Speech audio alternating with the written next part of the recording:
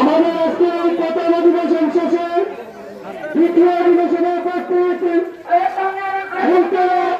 সচেতন সর্বস্তরের জনতা, সম্মানিত উপস্থিতি, আমাদের আজকে এই প্রতিবাদী সমাবেশে বিভিন্ন স্তরের দায়িত্বশীল বৃন্দ উপস্থিত রয়েছেন। ইনশাআল্লাহ ইসরায়েলের বিরুদ্ধে ফিলিস্তিনের সমর্থনে এ পর্যায়ে সংক্ষিপ্ত বক্তব্য নিয়ে আসাটি অনুরোধ করছি। ফুলতলা শহরকে জনবসতির সম্মানিত ইমাম জনাব নজরুল হামিদ সাহেব। আসসালামু আলাইকুম রহমতুল্লাহ।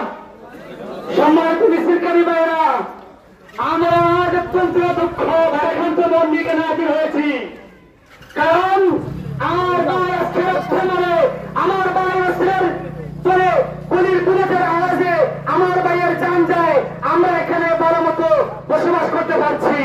কিন্তু আমাদের মনে একটি বেদনা, একটি বেদনা ফিলিস্তিনের মুসলমানেরা, অসহায় মুসলমানেরা, নিজস্ব ফিলিস্তিনের উপরে ইসরায়েলি বর্বর হামলা চলছে। বিশ্বের সমস্ত মুসলিম নেতৃবৃন্দ, সমস্ত মুসলিম শাসকরা চাকিয়ে আছে আর আমার দৃষ্টিতে ললিপপ চুষছে। এই আমাদের রাইসি নামক পিতা সংগঠনকে আমি আপনার তোয়াক্কা করি না।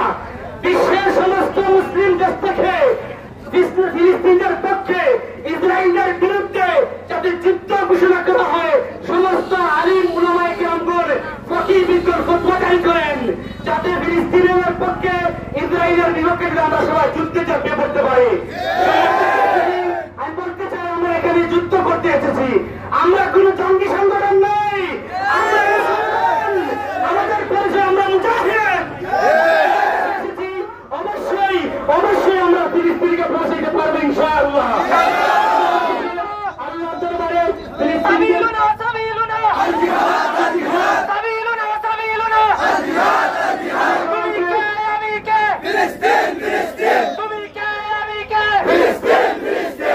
আমি সবাইকে আমার সমস্ত বিশ্বের মুসলিম জনতাকে একত্রিত হওয়ার আহ্বান জানিয়ে আমার সংক্ষিপ্ত বক্তব্য এখানে শেষ করি। আসসালামু আলাইকুম। সম্মানিত উপস্থিতি, পর্যায়ে সংক্ষিপ্ত বক্তব্য নিয়ে আসছেন ফুলতলা উদীয়মান আমাদের সকলের পরিচিত মুখ জনাব আব্দুল মোমিন সাহেব।